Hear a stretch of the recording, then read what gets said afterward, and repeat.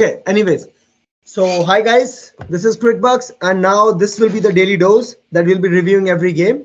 So, today, we saw the so called upset of the World Cup in the very first game, as the second favorite team of the World Cup got destroyed by New Zealand, as they just managed to score a very subpar total of 280 runs, which was chased down by New Zealand in 36 overs, and they won by Hmm. 9 wickets.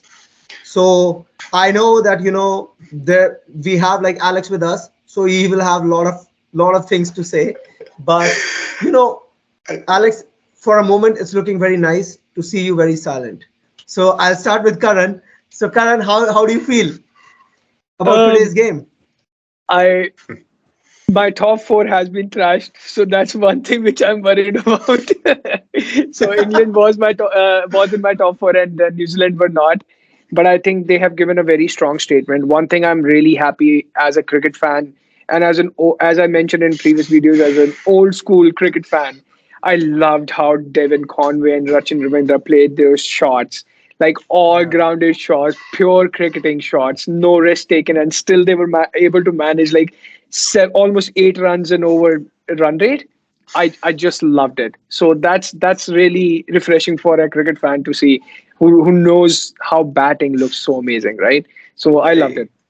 yeah, How about Karan, you, I'm going to Abhishek? stop you. I'm going to stop you right there. No aerial shots between them. They hit eight sixes. How the hell I, did they manage to hit eight six, man? All I'm not grounded saying shot. they didn't. I'm not saying they didn't hit aerial six. I'm saying they're playing pure cricketing I know, shots. I know what you mean. I'm So just that kidding, was the fooling beauty around. about the whole thing. Yeah, and hey, we're not calling this as an upset.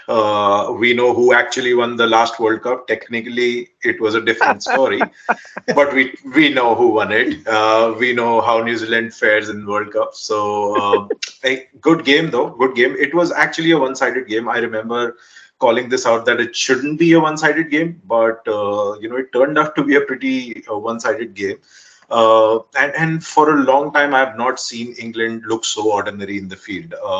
They're always up for a fight. They're always there, even even in their not the best of forms. They've always been there.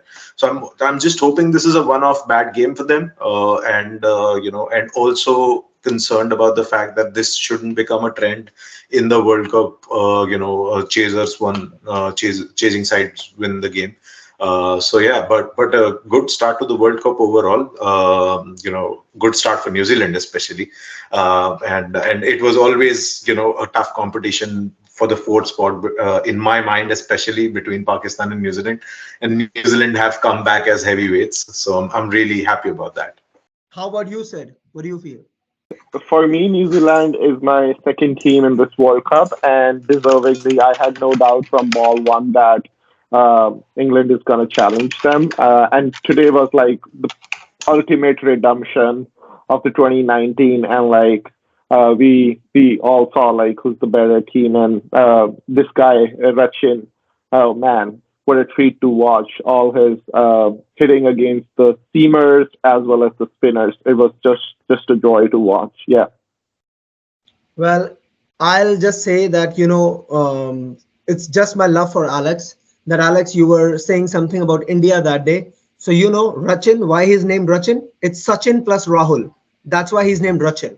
So you were saying Sachin is old and all. He came back to take the revenge. He Now the did. stage is all yours. He did. He did. Yeah. What a beating today was. I think it's taken us all by surprise. Really. I think that said, I think the temptation is to think, oh wow, like this isn't our year because of this result. But look, have to remember it's a long tournament. It's the first game. Trying to pick out the positives. Hopefully, this kind of is a wake up call for that squad. They've seen how they have to perform, and they'll see what will happen if they don't perform like that.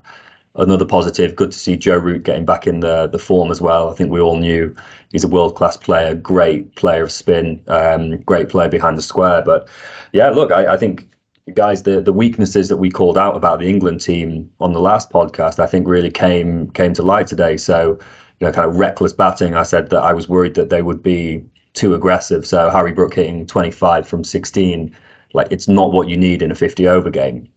And I think KD called out the bowling. How strong's the bowling? 280 is a very, very difficult score to defend, but they didn't get close to it. They were getting absolutely smacked all over the place. So, look, really bad start. I'm obviously hopeful this is just a one-off. We can get back to winning ways against Bangladesh, but yeah, we can see what will happen if they're not playing their A game. So moving forward, I just want to discuss about a moment in the game, and I just want to get all of you guys insights as well. So I feel the moment where the game changed was when Matt Henry got Butler out. Butler was playing at on 43 of just 42 balls, and he was looking dangerous. And if Butler would have stayed and he would have scored 80, 90 runs, then they would have scored 330, 340, and then it was all a different game, right? So how do you feel about that? Abhishek, I you go ahead. I sorry, I have something to contribute here, and I was listening to the commentary at that time, and it was very great comment mentioned, where they said it was a very good setup.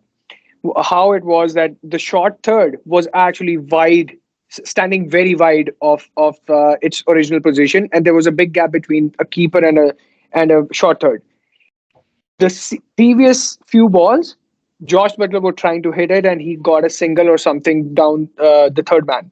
He tried to do the same. The ball came in a little bit in, and he edged it to the keeper. I think I would probably half agree. Yeah, definitely, Josh Butler is a big wicket, and again, Harry Brooks' wicket, he was going really good as well at that time. If he had carried on for another 40, 50 balls, probably the scoreline would have been different. Okay, how about you, Sid? Yeah, I guess obviously Josh Butler is a big player, and anytime the top three don't perform, the pressure comes on him. For me, overall, collectively, if England doesn't score 350 plus or close to 350 batting first, I don't Yeah. think they have the bowling to restrict the other team, especially the big ones. So yeah, anytime it was under 300, I didn't even give a chance to England. I was like, New Zealand is gonna win, but in the manner they won, it was just something spellbounding. Yeah. Yeah. How about you, Alex?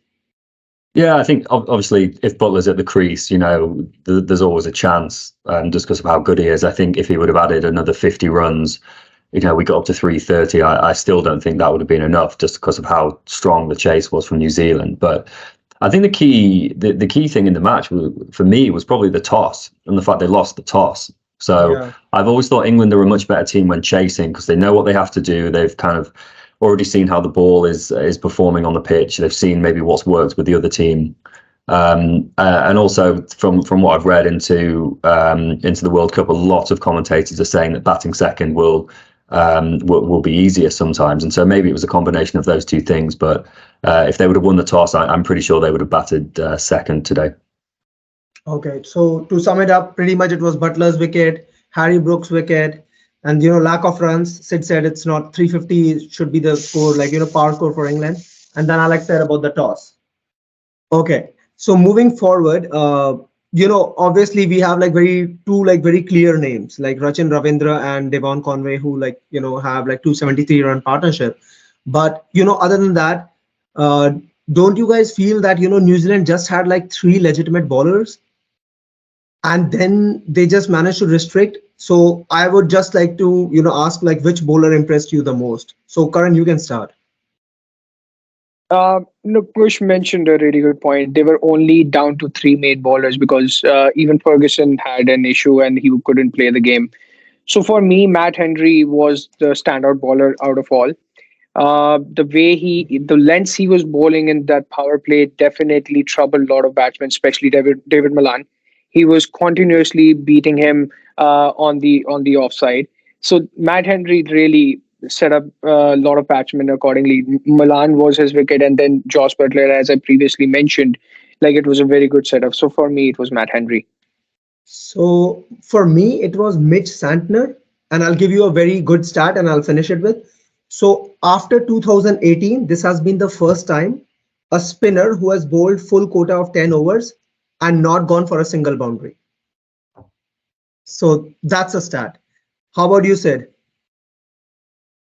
Yeah, certainly they had three genuine ballers. But again, like how I've been saying, having quality ballers make big difference, and you can see like their top three ballers went. The economy rate was under five, and for Mitch Santner, it was even like below four.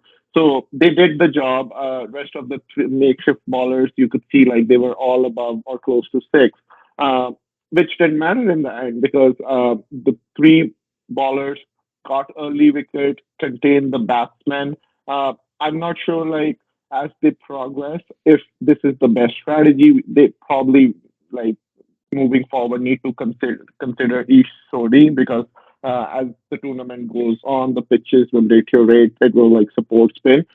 Today it worked out, and then like yeah, just the big stage. Your big players need to step up and take the responsibility. And I feel like New Zealand as a team, like their bowling department, batting department, took that responsibility, and it was like the ultimate revenge of 2019. Yeah. What about you, Alex?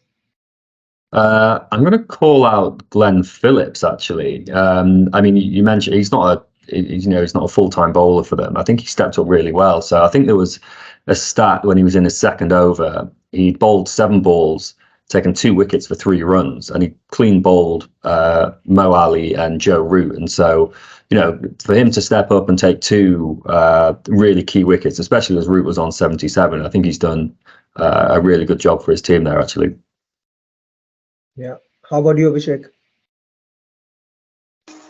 I actually agree with you. Mitch Santner was actually the turning point, and he I have a soft spot for him. He's a left arm spinner, so there's that. But I think he changed the game with his bowling. Not necessarily adding up to the wicket columns like he would have usually, but Yeah.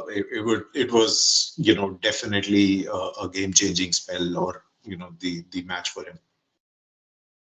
Yeah, makes sense. And Alex raised a very good point about Glenn Phillips because he took like 2 crucial wickets. And moreover, Glenn Phillips was a keeper. So that's a funny stat though. Glenn Phillips was a wicket keeper and he Oh yeah, started bowling. Yeah. even more impressive, right? Yeah, exactly. That's more impressive. And he's a damn good fielder too. Yeah.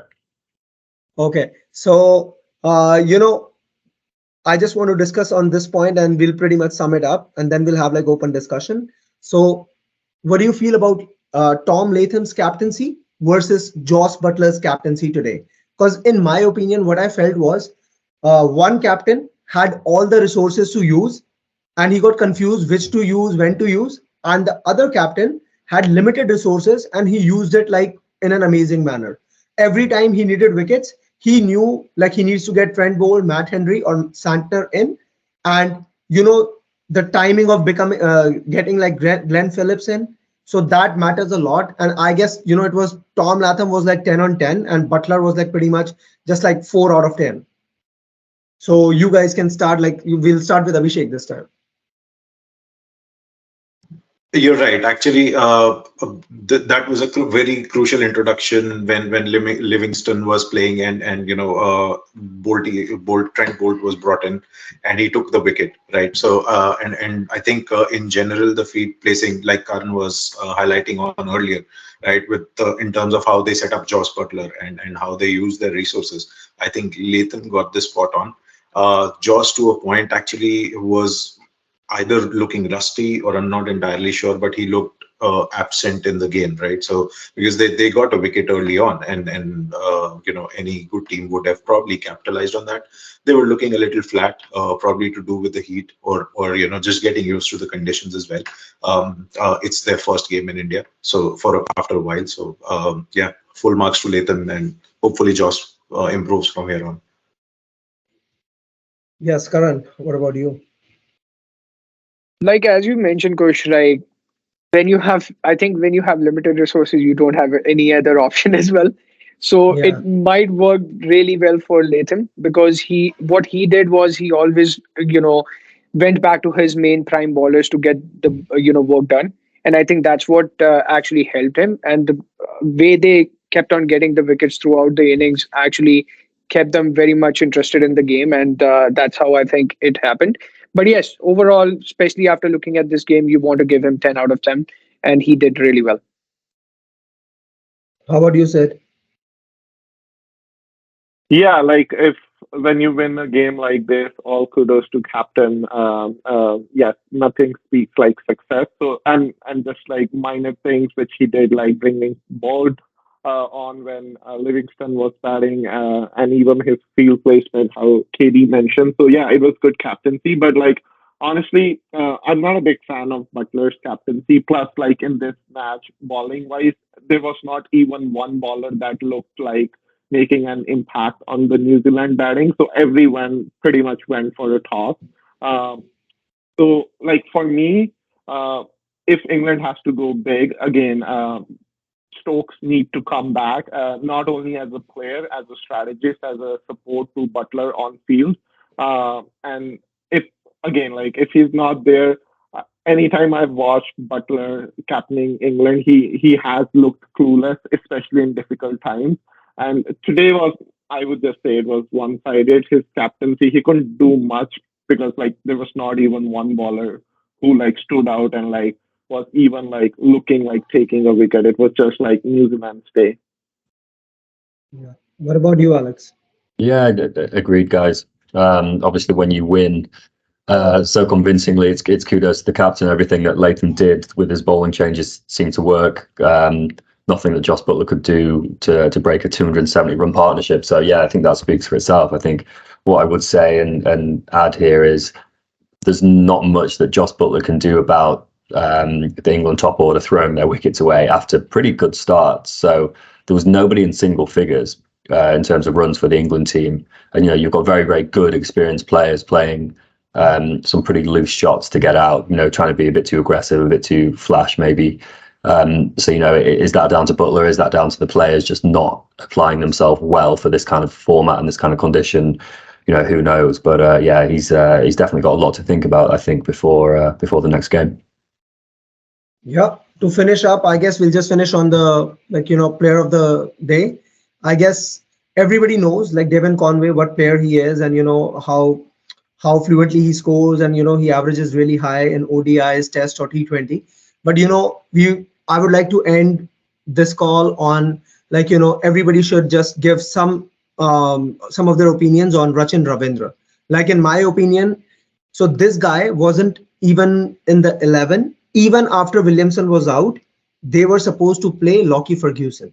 So the third seamer, because it's Ahmedabad's track, all of a sudden Lockie Ferguson had like stiff back. That's why they went with this plan. And now this guy scored 123, took one wicket as well. So, New Zealand has a very good problem to deal with. So, I just want Karan, your opinion on this.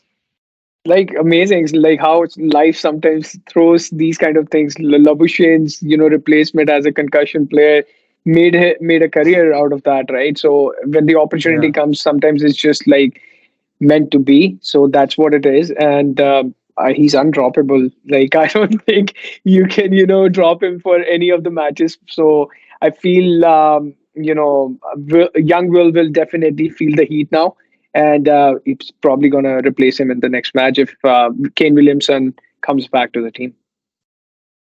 Alex. Yeah, obviously, I wish he didn't play so well today. Wish Ferguson was in. Actually, I saw something that said he was the second youngest guy to hit a ton on his World Cup debut after Coley in 2011. So he's clearly doing something right. Hopefully, we meet them again in the semi-finals. Hopefully, we have a bit more time to try and work out this guy, try and work out how to get him out. But yeah, glad we've seen the back of him in the group stages, I think. Sid.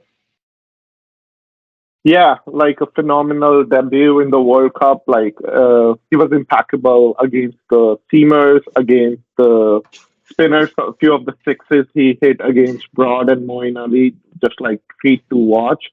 Yeah, hoping like he keeps performing, and as a viewer, we get to watch more innings like this. Yeah. Abhishek. Yeah, I know. I mean, all praises to him, right? He's been doing so well, and it's not just today. He did well in the practice games too, and then he scored 97. Unfortunate to miss 100 there, I think, and but kudos to him. All the hard work paid off. It's the cosmos sending the signals to him to it was meant to be for him. So all the best to him, and hopefully he continues to do so in the future as well. Hopefully not against India. How But does it? Indian team. How does it feel to have an Indian guy doing so well for another country? How does that feel for you guys? No, we have enough talent, man. We are not worried about In that. in 20 years' time, all 10 countries would be represented by brown people. Imagine the president's prime ministers are brown people, so cricketers will be brown too. Alex, how does it feel to have a brown prime minister of the country? Yeah, right. Yeah, agreed. Okay, so guys, this was fun, and so any of you like feel that top four has changed for you guys? Mine is No, still the not yet. same. Same. I think Okay. let's wait for everybody's first match, and then then that would be a better position to discuss this. Yeah. Okay. So that was all for today, guys. So we had a great call, and please like, share, and subscribe Crickbucks channel. Thank you.